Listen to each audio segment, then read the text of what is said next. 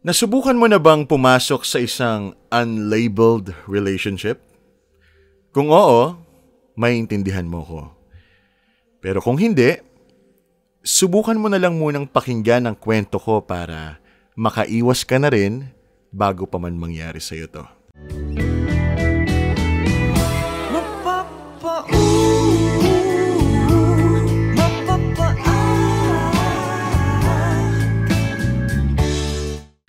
Hello Dan, call me Dayan, ng Barangay Yapak sa isla ng Boracay.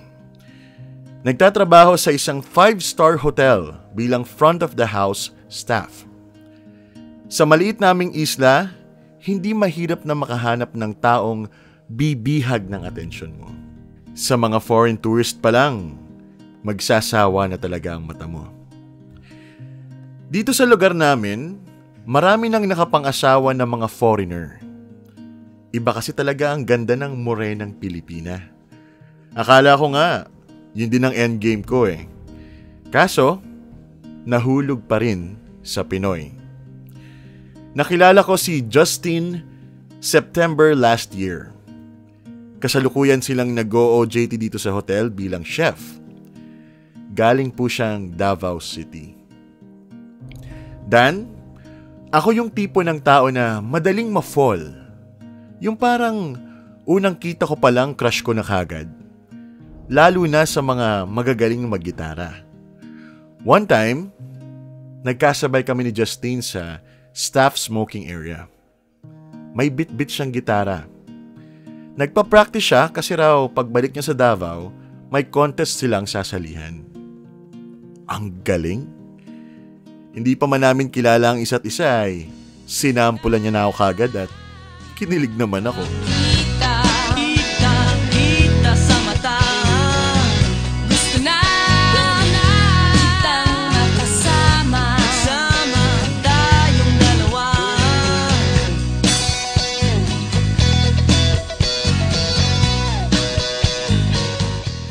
Swerte ko today. Yan ang nasabi ko sa sarili ko that time. But after that day, hindi na kami nagkita. Every day, hinahanap ko siya. Kada break time, iniintay ko siya. Kaso, wala siya eh. Mga 1 week din yon. Umuwi pala muna raw siya sa Davao.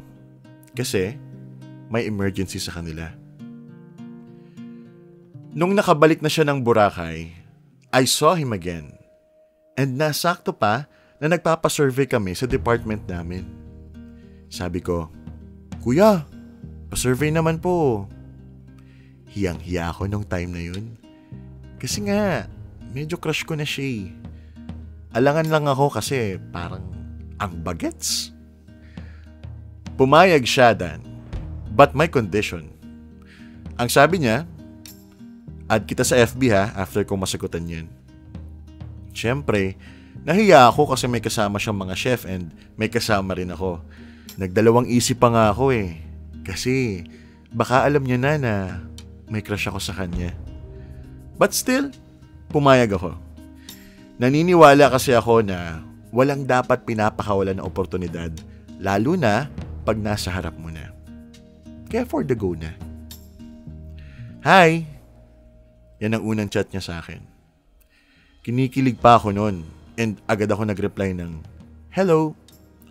Tapos nag-reply siya ng pwede ba kitang lokohin? Kaloka? Gulat ako. Kaya hindi ako nag-reply kaagad kahit na alam ko namang joke lang yun. Hanggang sa nag-send siya ng laughing emoji. Sa isip ko, ganito pala mga hirit mo ha. Humanda ka. Nagtanong siya sa akin kung pwede daw ba siyang makipagkaibigan. Ang sabi ko, oo naman. Tsaka ako nagtanong ng mga personal na bagay sa kanya. Inalam ko kung taga saan siya, kung ilang taon na siya, at ang sabi niya, I'm from Davao City and 22 years old na. Ikaw? Ang sabi ko, ay, bata ka pa pala. 31 na kasi ako eh. Tapos, ang reply niya, Ano naman po kung 31 ka na?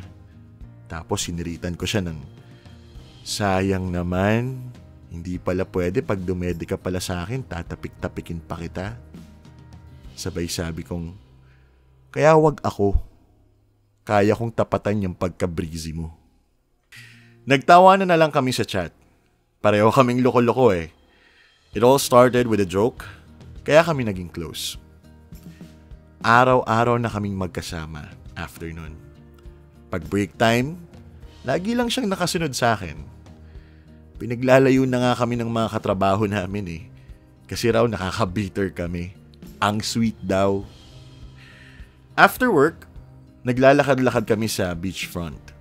Tapos kakain, magkukwentuhan about sa araw namin. Ayun, getting to know stage.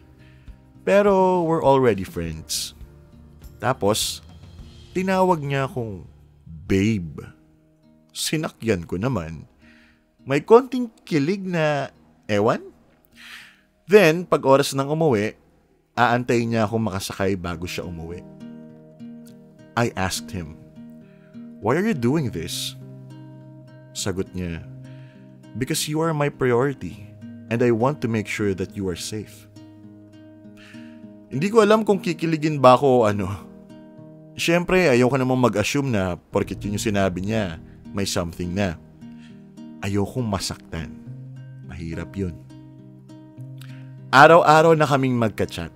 Naloloka ako minsan kasi kahit walang kwenta yung mga sinasabi ko, nakikipag-usap pa rin siya sa akin.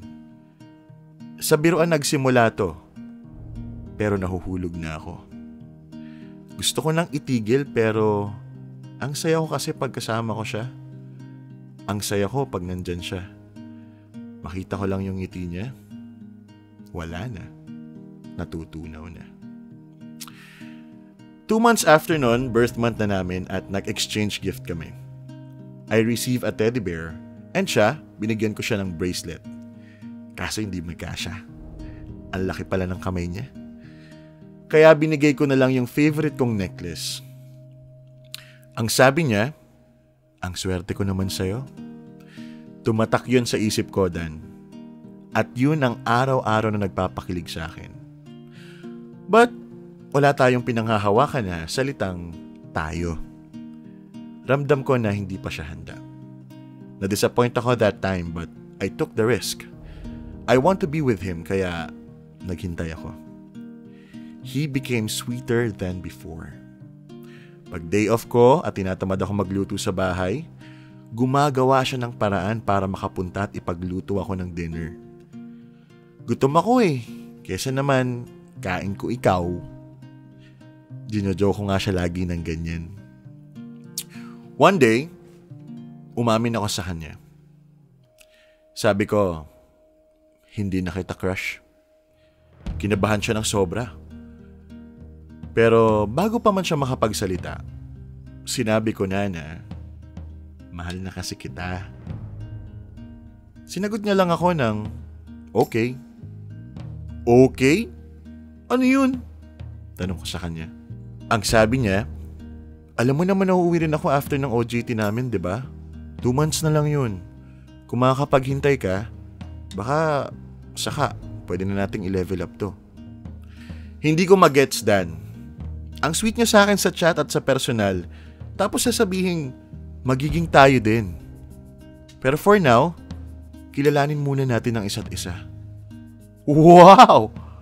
Parang baliktad, di ba? Di ba dapat babae nagsasabi ng ganon?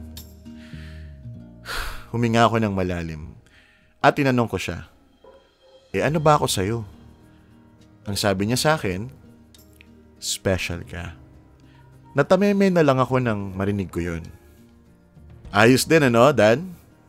Hindi naman ako na-inform na nasa Friends Premium subscription po pala siya. Alam mo yung talking stage na may konting harot on the side? Ang hapdi. Asado ako, Dan. Asado. Special eh. Siopaw. After nung pag-uusap na yon, binitiwan ko na siya.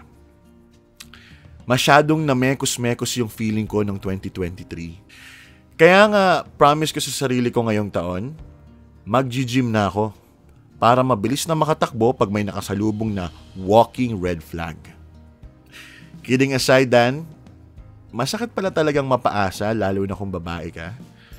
Alam ko ang iba dyan sasabihin na, naging kayo ba? Bakit ka nasasaktan? Bakit mo iiyakan? Oo, hindi nga naging kami. Pero yung memories na nabuo, yung mga linya niyang masaya akong kasama ka, komportable ako sa'yo kaya ang sarap mong mahalin. Parang totoo kasi. Binigay ko lahat ng oras ko. Tumagal pa ng mahigit 3 months yung pag-exchange namin ng sweet words. Tapos biglang maglalaho lahat nung umabot na kami ng 92 days na mag-MU. Alam mo yung masakit? Yung hindi ko pa man nasubukang pumasok sa isang relasyon, naramdaman ko na kaagad yung sakit na dulot ng pag-ibig. Yung feeling na nasanay ka sa isang bagay na biglang mawawala. Yung ginawa mong mundo yung dapat kakilala mo lang. Yung minahal mo siya dahil siya yung unang nagparamdam na espesyal ka sa kanya. Tapos, boosh! Sabog! Feeling niya siguro may pa-offer pa akong free trial eh. Tingin niya sa akin laruan. Pampalipas oras, ganun. Bakit kaya may mga taong ang galing magsinungaling tungkol sa nararamdaman nila? Sana kung manloloko sila, ilugar nila. Hindi yun nandadamay sila ng matitinong tao. Ay nako. Alam mo kasi, ang tanda ko na para paasahin pa ng ganito. Sa ngayon, Dan, umiiwas na talaga ako sa kanya. Kahit pa panay ang chat niya sa akin. Mahirap na kasing magpauto ulit eh. Buti na lang, hindi ko pa naisusuko ang lahat sa kanya.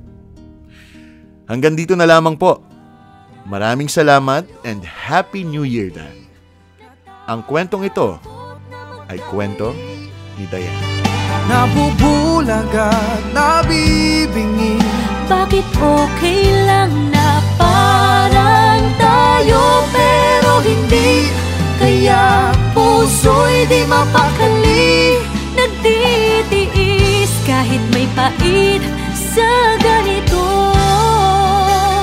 Parang Daming dahilan dahil takot na masaktan. maglalaro'y hanggang saan mayroong buwis ang... Happy New Year muna mga ka-love letters. Ito ang ating unang episode para sa 2024 at ang ating unang letter na binasa ay galing dito kay Dayan. At ang kanyang problema, wala silang label. Dayan. Problema nga yan, no? Unang-una, magpapasalamat muna ulit ako, no, sa pagsulat mo dito sa love letters. Sa mga hindi pa po nakakasulat dyan, pero nag-PPM sa akin na meron daw silang gustong ikwento, idiretso nyo na kaagad. Huwag na kayong magtanong, isend nyo na kaagad ang inyong mga problema sa puso, sa buhay, sa pamilya, kahit saang problema pa yan, no? Pagkukwentuhan natin dito. Anyway, going back to Dayan, sinasabi ko, going back to Dayan, so, ayun, ang kanyang problema, may nakilala siya sa isla ng Boracay, no? Isang lalaking nagngangalang Justine, na isang OJT sa hotel, na kanyang pinagtatrabahuhan. Nagkagustuhan sila dahil na-inlove si Dayan sa pagigitara ni Justine, at humaba ang istorya ng hindi nila nalalaman kung ano ba talaga sila. Napakahirap ng ganyan. MU, malabong usapan. Diba? Kaya nga, ito lang, simple lang, no? Justine. Sino to? Ba't kasi Justine yung pangalan ng lalaki? Parang pambabae din. Simple lang, Dayan, no? Ang masasabi ko lang sa'yo, ito ang itatatak mo ngayon sa isip mo, no? So, alam ko, naka-move on ka na dito kay Justine, pero sa mga susunod mong makikilalang tao, ito ang tandaan mo. DTR, no? Napakahalagang 3 letra para ready ka na sa susunod na relasyon na makakaharap mo. DTR, ano yung DTR? Huwag mong kakalimutan kapag meron ka ng naka-talking stage, meron ka ng naka-chat-chat, naka-text-text at nakatawag-tawagan at lumalabas na kayo paminsan-minsan at nararamdaman mong meron ka ng namumuong hindi mo mawari sa iyong puso para sa kanya, i-DTR mo na yan. Or, define the relationship. DTR. Define the relationship. Ano ba ang meron tayo? Ano ba tong tawag sa ginagawa natin? Saan ba tayo patungo? Ano bang plano mo dito? 'Di ba? Kasi lahat naman tayo, pag may ginagawa tayo, may end goal. Meron tayong dulo na gustong puntahan kung saan patungo tong mga desisyon natin sa buhay. At dapat, lalo na sa pag-ibig or kahit saan pang bagay, alam mo kung saan ka papunta para hindi nasasayang ang oras mo, no? Para hindi nasasayang ang oras nating lahat. Kasi kung ganto-ganto lang pala tayo, tantanan na natin to. Unless, gusto nyong ganun-ganun lang kayo, pero malino naman sa sulat mo na hindi ganun ang gusto mo. Kaya naman, simula sa araw na to, dahil sumulat ka dito sa akin, tandaan mo na yan. DTR, define the relationship. Lagi mo yung gagawin sa tuwing nararamdaman mo na parang may something na sa taong ito, nakausap ko. Ano ba tayo? Ano bang plano natin? Ganun lang. Ganun lang kasimple na yan. At ngayon, sabi mo na mekos-mekos yung feelings mo. Pero sabi naman niya, maghintay lang daw ng 2 months, ganun. Tapos, malalaman nyo kung saan ba talaga papunta. Parang panig ako sa'yo na it's too late, no? Kung ihintay mo pa mag 2 months, tapos tsaka pa kayo aamin, parang ang tagal nyo nang may ginagawa, ang tagal nyo nang magkausap. Buti na lang, hindi mo sinuko ang bataan. Ako dyan? Plus points sa'yo yan. Dayan, medyo naging wise ka pa rin. Kahit medyo na mekos-mekos ka niya, nasa tamang pag-iisip ka pa rin, no? Tama yun. Huwag mo ibibigay lahat. Kasi hindi mo alam kung pag binigay mo lahat, itatakbo niya lahat yun sa'yo ulit. So, walang matitira sa'yo. So, dapat lagi kang magtitira para sa sarili mo. And again, DTR, define the relationship. Magulong usapan yan. 2024 na. Tantanan na natin yan, no? Marami ng ganyang kwento, dapat natuto na tayo. Kaya, dayan, susunod, yun ang gagawin mo. At huwag kang matakot, no? Huwag kang matakot na makakilala ulit ng mga tao. Malay mo, sabi mo nga dito, ang daming foreigner dyan sa Boracay. Aba, malay mo naman din talaga, foreigner pala talaga ang para sa'yo. We'll never know unless you try. Maraming salamat, Dayan, sa pag-share mo ng iyong kwento dito sa amin, sa Love Letters. Sa lahat po na may mga gustong i-share, pwede nyo i-PM sa akin sa Facebook, Dan Capucion. Pwede nyo ring i-PM sa TikTok account ko, at Dan Anthology, Dan Capucion. I-comment nyo doon. Hanggang ngayon, ang dami pa rin nagko-comment doon sa mga luma nating pinost na snippet from Love Letters. Maraming salamat po. Sana dumami pa tayong lahat at abangan natin, no? Hindi natin alam kung anong patutunguhan ng Love Letters. Kaya dapat siguro mag-DTR na rin kami dito, no? Kung saan nga mapatungo ang Love Letters. Ngayong 2024, umaasa ako na mas magle-level up tayo dito, no? Malay nyo, baka saka meron akong guest na kasama dito. We'll never know. Kasi ngayon, ako pa lang nandito, pero lumilipas ang oras. Malay nyo naman.